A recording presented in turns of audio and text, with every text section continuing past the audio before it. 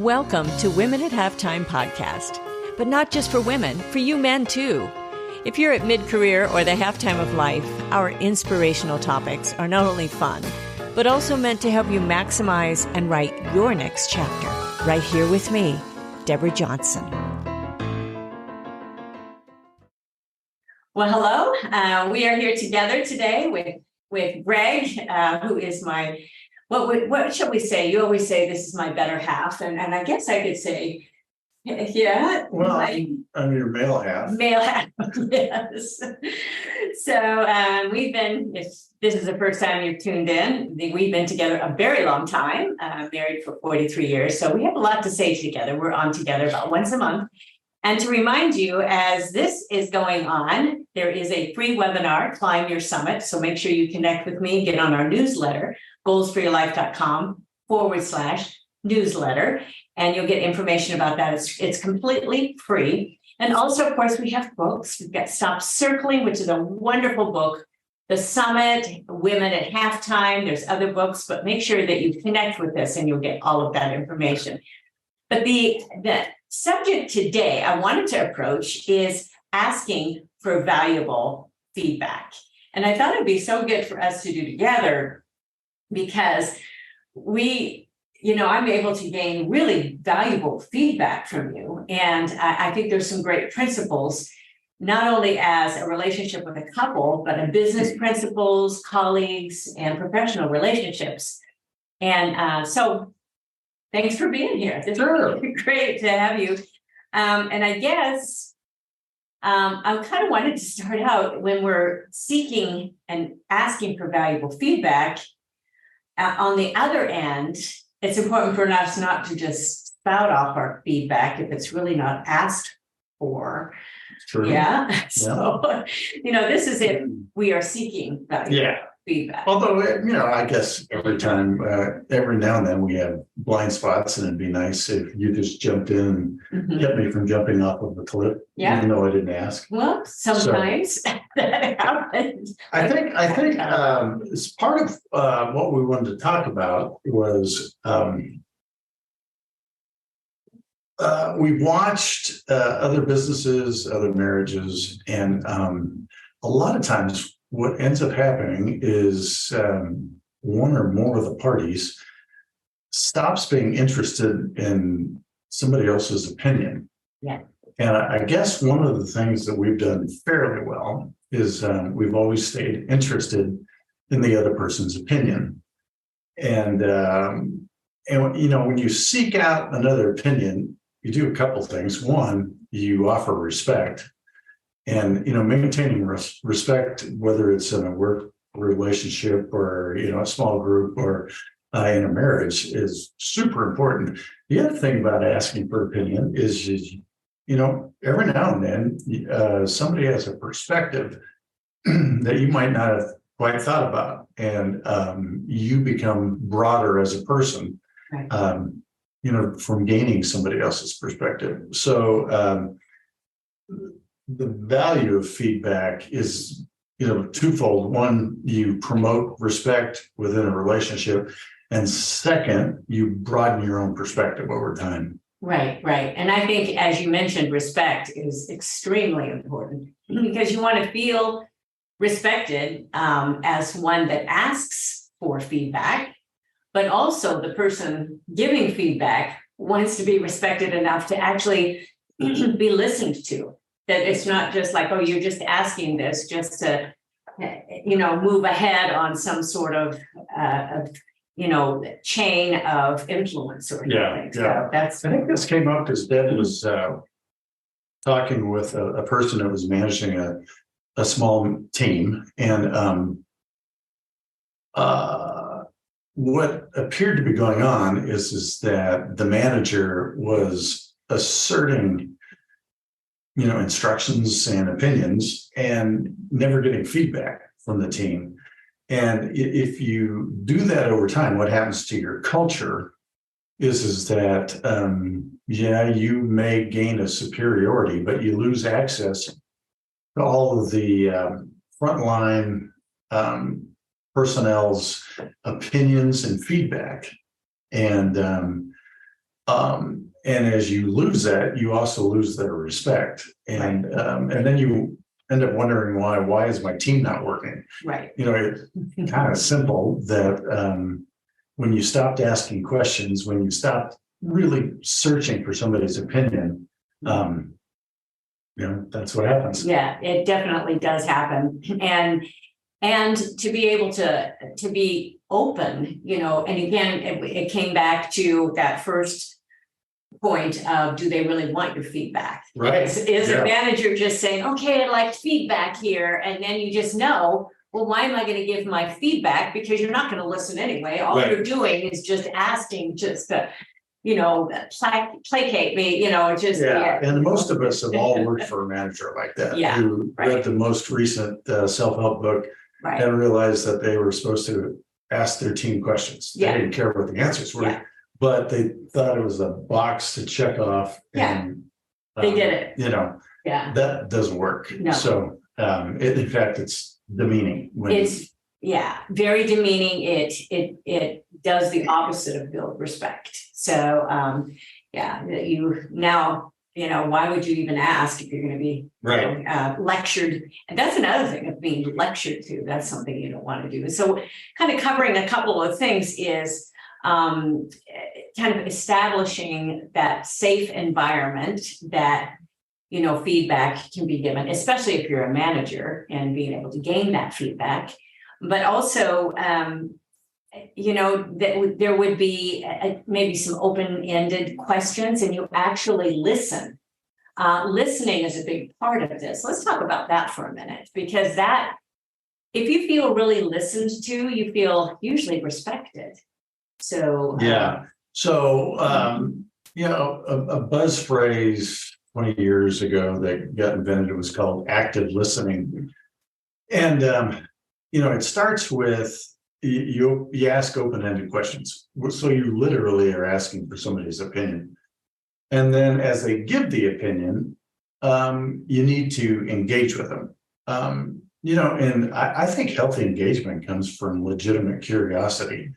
So, somebody expresses an opinion, and maybe they've got a definition in there that you're not quite sure of. Maybe they're hitting on something that you need to go a little bit deeper on. Follow-up questions, and this is where the active part comes from. Follow-up questions that says, so you said whatever. What do you mean by that? So that gets clarity with regards to definition. Or perhaps they said something intriguing, and you go, that's interesting. Could you elaborate what you're thinking? And allow them to go deeper. And those demonstrations of real curiosity are very affirming and help you discover whether this is a legitimate new perspective that you need to incorporate, or perhaps it's something you've already heard. It's just being said a different way. That's such a great point. I liked what you brought up in being able to paraphrase it, because that goes back to that principle of mirroring, that you are, okay, so are you saying this? And you put it in some different words, and it shows that, okay, I am actively listening to you. I'm actively interested, and not just I'm legitimately trying to understand you. Right. And that's contrary to, okay, how can I get my next point in? How can I get my next word in? And we have all been to conferences. We've all been to meetings this way. And it's like, okay, I just said something. Nobody heard me because all they wanted to do was talk and talk about themselves. Oh gosh, how fun this is for me. I feel this big. Yeah. So it really, that valuable, if somebody totally is interested in you, they're looking you in the eye, they're saying, is this what you mean? And what options? You mentioned one other thing is asking another question. That's one of the best ways to build the conversation. Okay, so they've said one thing, and with the open-ended question, say, now, are you saying this, or are you going this way? So you're asking another question. Yeah, and I'll often go 3, 4, 5 questions. And then it's important when you've kind of looked at this thing, all the different ways you're going to look at it, Right, to recap and restate. Right. Debbie was talking about mirroring, right, but recap and restate what it was you heard them say. right. And it's kind of formal, but you can lead with.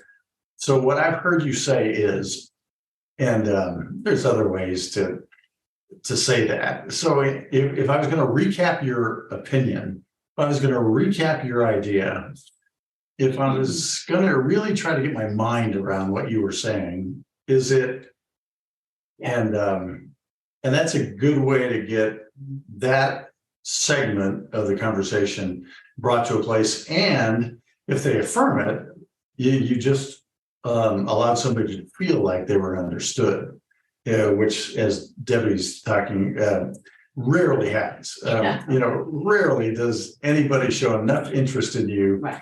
that you feel like you were understood. I think that's, it was interesting. We were having dinner with a couple a few days ago, and one of the spouses would start to offer insights into what was going on in their life, and the other spouse kept cutting them off. And it was like,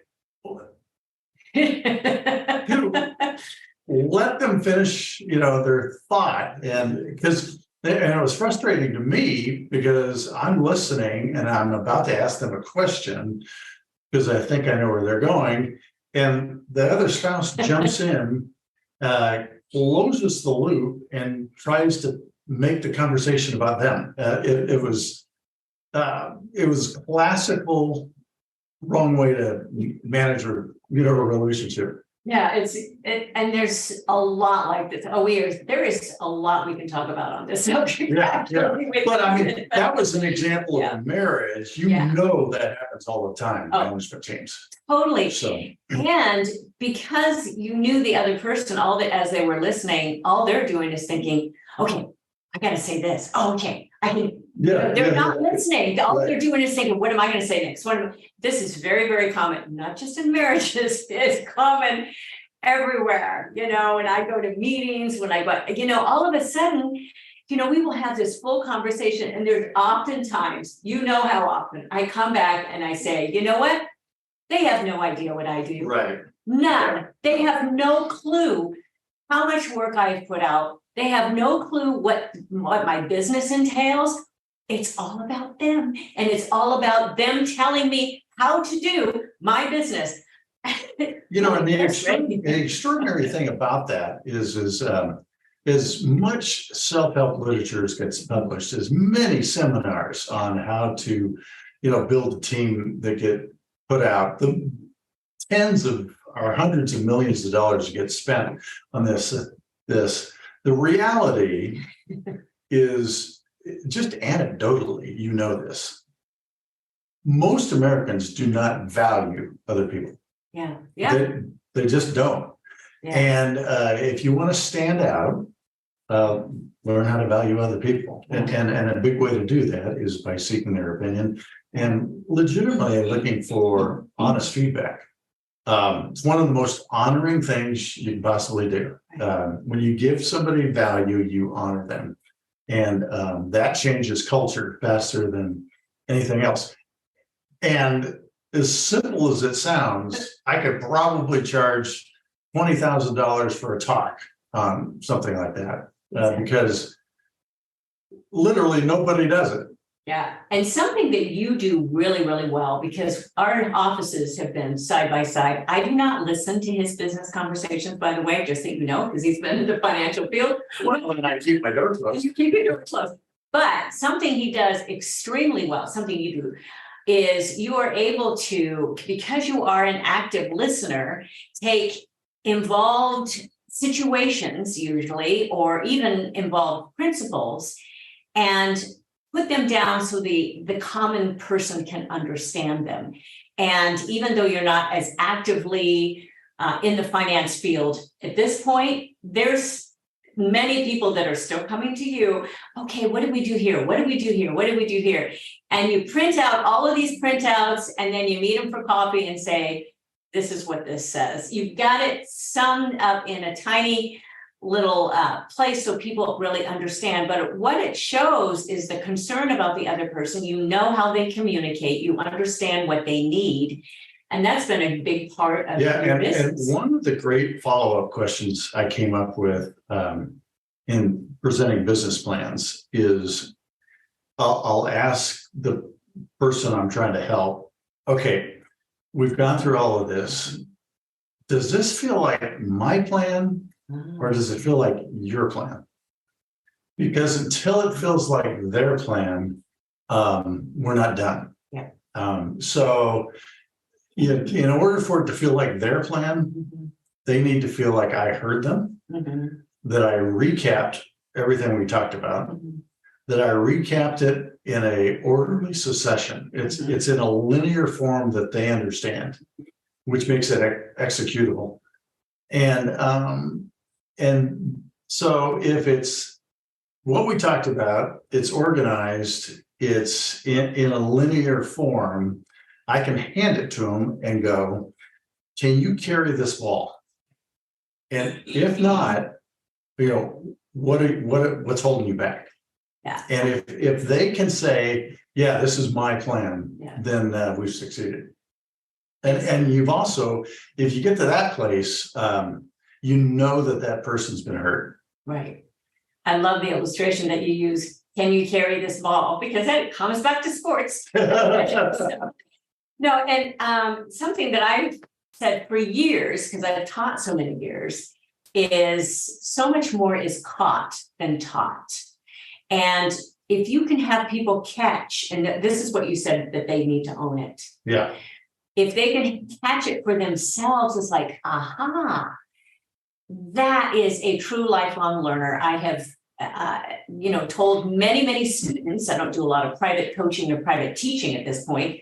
I have a lot of years, but I've told many, many students that, you should be able to far surpass me in what I'm doing, far surpass. I don't think I've ever had a student who has, but I have had students, I've had them going to major places like USC and all the others and get into those programs, but they have to own their own journey. And so when you want them to be able to come back and recap it and say, okay, say this in your words and how this, is this what you really want to do? Right. And that saves so much, and it saves in sales too. If you're selling something, all of a sudden, if somebody feels like they've done this hard sell, and you bought something and you were pressured into it, well, of course you're going to return it. And in this way, by owning it, really thirsting for it and wanting it, that creates a different scenario. Yeah, and I think what happens, you can imagine teaching a novice, you're providing all the energy. You're providing all the input, but mostly the energy. And if you can imagine a management team where you're trying to provide all of the energy so that they get the work done, so that you can hand off the things that need to get handed off, and then get them to a place where they're willing to take ownership. They grab the baton and they're capable of beginning to run the race on their own. It's when they get ownership of your vision, of your way of doing business, of your real goals and your values, when they start to own that, then it takes less energy on your part to keep the momentum going. Right. And that's part of, it sounds like it could, okay, are we on topic and getting feedback? But it really is part of feedback, but because if someone is seeking feedback and they can own what feedback you have given them, you have done a good job giving them feedback. And one other thing I wanted to approach, did you have something more to say on that? That was really well said. One more thing I wanted to, there might be a couple, but this one is tone of voice. And when we were first married, I still remember one of our conversations was, can you say that differently? And it's like, what do you mean? I gotta snap back. It's like, oh, no, I mean, my sisters and I always talk to each other. I mean, we always, and I was able to, usually, communicate in certain ways. And my way of communicating wasn't communicating effectively to you. It seemed maybe a little harsh or I'm a type A person, and we were different. Yeah. I've observed, thousands of people, over the course of my life. And a lot of them, if you talk to them about what they said, what they'd want to do is pull out the transcript and point that there was nothing wrong with what I said. Yeah. And they're right. Mm-hmm. But the tone in which it was delivered was so offensive that it became impossible to hear. Yeah. And there's a Bible verse in 1 Corinthians 13 that says that if you are as wise as the wisest person on the planet, but you deliver your wisdom without love, you're like a banging cymbal. And that's just so picturesque. So, tone matters. You can imagine the difference between saying, hey, I like your opinion now. Yeah. As opposed to, hey, I'd like your opinion now. Yeah. The second one is about sincerity. Mm-hmm. The other one's about checking something off of a list. We got to get this done now. Yeah. And tone of voice really matters because it communicates. And it's fascinating that the human is the one that has tone of voice. Yes.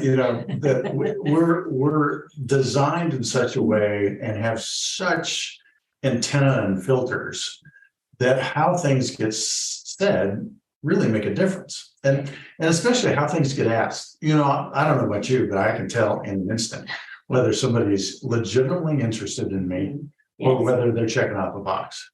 Sincerity has its own scent, and it smells delightful. And hypocrisy has its own sense, right? And it stinks. So that I should have entitled the podcast. But sincerity is sweet, hypocrisy stinks. Okay, so because it really is true, and you can usually tell who is really honestly interested in what you're doing, and I can usually tell when they can't wait to talk about themselves. And when you find somebody like waiting to see when you breathe, so they can quickly jump in. Oh, and being in the arts for so long, I had a lot of experience with that. The other thing that was interesting about the arts is that most people didn't look you in the eye. No. They were always looking at like who the next person they could talk to while they were enduring this conversation. Yeah.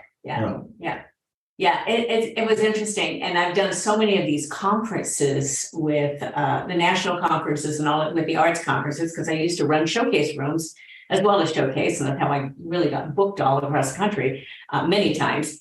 And you go up to people that were walking around, artists that would come in, and they're always looking, okay, so who else can I talk to? And you can barely get something. So I hated to stay in any sort of booth. I'm just not a booth sitter. So I would go out specifically to go to every single sort of booth and talk to the agents, talk to the artists, and it was like a breath of fresh, air. And they, of course, again, I would leave with, they never knew what I did, but you can validate people that way. And basically, I developed a lot of new relationships that way, especially with agents, because they're just hounded upon. Not only the agents, but the presenters were just hounded upon. Oh, book me, and all of that instead of, going through the other routes. They didn't want to go through. Actually, what they ended up doing was turning their name tags like backwards. Yeah. So no one would even know that they booked artists. So that is Yeah, so bad. one of the things Deb did was to find out, the name of the venue Right, and what kind of audience they had. right, And whether the audience was something that would be interested in what she provided. And if not, Yeah. she was prepared with referrals for Right. people or acts that Right. could fit that venue. right. And so you convert yourself into a resource Mhm. as opposed to a predator Right. when you ask the right kinds of questions. And running the showcase rooms helped me do that too, Yeah. because I was able to present different artists as well as doing my own showcase. But I was able to present to others and give them that opportunity. And a lot of times, people want to hear what they're getting before they hire everything. So anyway, what are some? I think we've really hit. I really wanted to hit on that tone of voice. So I'm really Good. glad that we did that, because I think that was something that stood out to me as when we were first married. One of the things that I had never thought about. I was raised with two sisters. I didn't really think I was communicating in a harsh way at all, but it wasn't communicating in a way that you could understand as Well, as it wasn't everything you Yeah. communicated, Yeah. but sometimes opinions Yeah. weren't couched as something I'd necessarily be interested in. It was more of just a dart thrown. This is my opinion. And, like, It's easy to really? do. Did I ask for that? It's very easy to do. A lot of relationships are like that, and they're these barbs that go back and forth, and there's just other ways to deal with And again, in a marriage, when you voice opinions, you got to be careful. I mean, the main thing to maintain in a marriage is the respect that the other person feels. I mean, if you diminish your spouse's respect, you diminish your capacity to have emotional intimacy. Right.